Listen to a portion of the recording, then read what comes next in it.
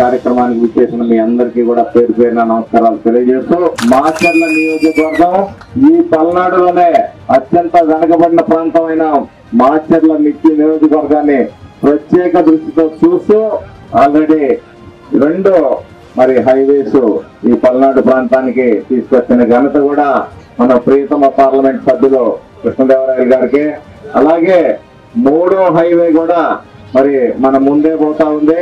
దీన్ని కూడా వారి హయాంలోనే పూర్తి చేస్తారని భావిస్తున్నాము. ఎన్నికల సమయంలో ఇచ్చాం హామీ తప్పకుండా చేసే బాధ్యత మాది అని చెప్పి అందరూ కూడా తెలియజేసుకుంటా ఉన్నాం.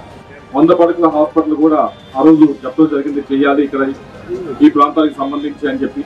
దానికి కూడా ఈ మాచర్లలోనే 100 పడకల హాస్పిటల్ కూడా డెవలప్ చేసే కార్యక్రమం చేయబోతా ఉన్నామని చెప్పి అందరూ కూడా తెలియజేసుకుంటా ఉన్నాం.